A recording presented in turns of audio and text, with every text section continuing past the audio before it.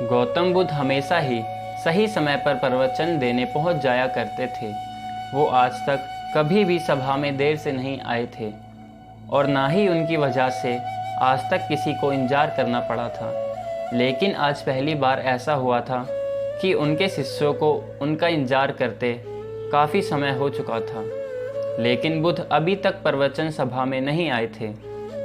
सभी शिष्य आपस में बातें कर रहे थे कि आज शायद ज़रूर बुद्ध को कोई ज़रूरी कार्य आ गया होगा, वरना वो हमेशा ही समय पर आ जाते हैं। सभी शिष्य ये बातें कर ही रहे थे, तभी वहाँ पर अचानक गौतम बुद्ध अपने हाथ में एक कमल का फूल लिए वहाँ पहुँचे और पेड़ के नीचे लगे एक आसन पर आ बैठे।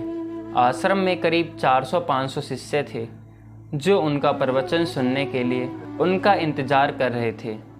सभी शिष्यों के अलावा आश्रम में एक और शिष्य भी था जिसका नाम महाकश्यप था। आश्रम के बाकी शिष्यों का ये मानना था कि महाकश्यप पागल है, क्योंकि वह कभी भी उनके साथ बैठकर बुद्ध के उपदेशों को नहीं सुनता था। उसने आज तक कभी ध्यान भी नहीं किया था और ना ही कभी ध्यान करने का प्रयास किया था।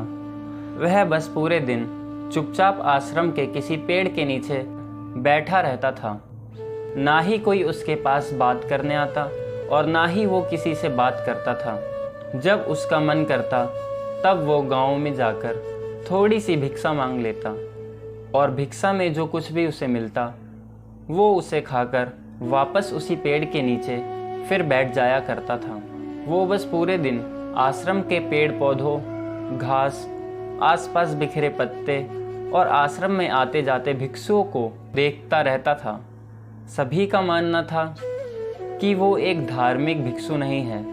आश्रम में रहने वाले सभी भिक्षुओं का मानना था कि वो एक पागल और बड़ा ही मूर्ख इंसान है जिसे कोई भी कुछ नहीं सिखा सकता।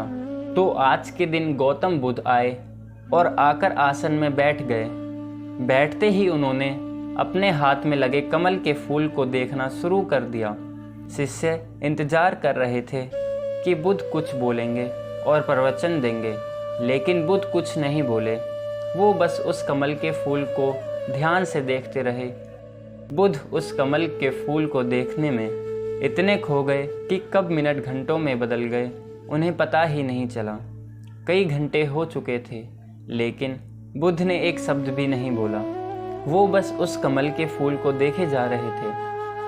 अब वहाँ बैठे सभी शिष्यों के अंदर बड़ी बेचैनी उठने लगी। सब इंतजार करते करते परेशान हो चुके थे। तभी अचानक वहाँ बैठे भिक्षुओं को पीछे से बड़ी जोर के हंसने की आवाज़ सुनाई दी। उन्होंने पीछे मुड़कर देखा तो आश्चर्य का ठिकाना ना रहा। महाकश्यप बुद्ध की तरफ देखकर जोर जोर से हंस रहे थे। इतने सालों में लोगों ने आज तक उसे पहली बार हंसते हुए देखा था।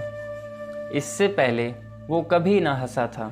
वो भी इतनी अद्भुत हंसी लग रही थी जैसे सारा ब्रह्मांड उसके साथ हंस रहा है। उसकी भयंकर हंसी पूरे आश्रम में गूंज रही थी और बस वह हंसे जा रहा था। भिक्षुओं ने बुद्ध की तरफ देखा।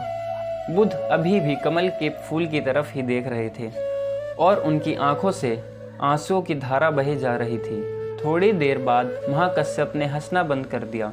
उसके बाद बुद्ध ने अपनी नज़र कमल के फूल से हटाई और वहाँ बैठे भिक्षुओं की तरफ देखकर कहा, मैं जो कुछ भी तुम्हें शब्दों के माध्यम से दे सकता था मैंने वो सब तुम्हें पहले ही दे दिया है, लेकिन जो शब्दों के माध्यम से नहीं दिया जा सकता वो मैंने सिर्फ महाकश्यप को दिया है। और यहाँ से शुरुआत होती है ज़ैन की। ज़ैन एक संस्कृत का शब्द है जिसका अर्थ होता है ध्यान। गौतम बुद्ध ने दुनिया को ज्ञान दिया और फिर बौद्ध धर्म इस ज्ञान को चाइना ले गए, जहाँ इसे ज़ैन कहा जाने लगा। फिर चाइना से होकर ये परंपरा जापान, कोरिया और दक्षिण पूर्व एशिया के कई देशों में फैल गई। ज़ैन आत्मज्ञान प्राप्त करने का एक बहुत ही अजीब लेकिन अद्भुत तरीका है, क्योंकि इसमें किसी भी तरह की कोई बाधा या बंधन नहीं है, क्योंकि इस परंपरा का ना तो कोई निश्चित विज्ञान है और ना ही कोई शिक्षा, ना कोई ग्रंथ और ना ही कोई निश्चित अभ्यास करने की विधि है। बस आपको अपनी आंखें बंद करके बैठ जाना है और इंतज़ार करना है। फिर यह घटना आज नहीं तो कल आपके अंदर घटेगी। जैन परंपरा में ध्यान करने का कोई निश्चित तरीका नहीं है। इससे बस आपको जागरूक होकर ये देखना होता है कि आपके दिमाग में क्या विचार उठ रहे हैं, लेकिन आपको उन विचारों में उलझना नहीं है। बस उन्हें देखना है। एक विचार उठेगा, फिर वो गायब भी हो जाएगा। बस आपको पूरी जागरूकता के साथ उन्हें देखते रहना है। जब आप मन में उठने वाले किसी एक विचार का निरीक्षण पूरी जागरूकता के साथ करते हैं और फिर जब वो विचार आपके मन से गायब हो जाता है और आप दूसरे विचार के निरीक्षण के लिए तैयार होते हैं, तो आप पाएंगे कि दूसरा विचार उतनी ही तेजी और जल्दी से नहीं उठा।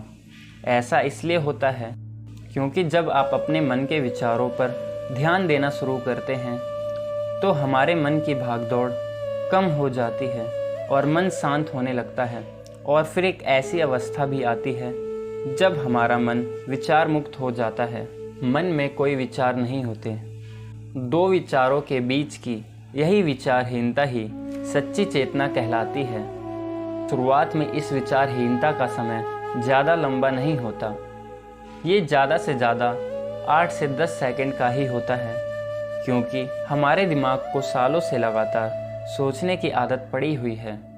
लेकिन अगर हम लगातार प्रयास करते रहें तो धीरे धीरे विचारहीनता का ये समय भी लंबा होते चले जाएगा। और ये समय जितना लंबा होगा उतना ही हम ध्यान को समझ पाएंगे और उतना ही हम खुद को समझ पाएंगे। अगर आपको इस वीडियो के माध्यम से कुछ सीखने को मिला हो तो ऐसे ही और वीडियो देखने के लिए हमारे चैनल को ज़रूर सब्सक्राइब करें।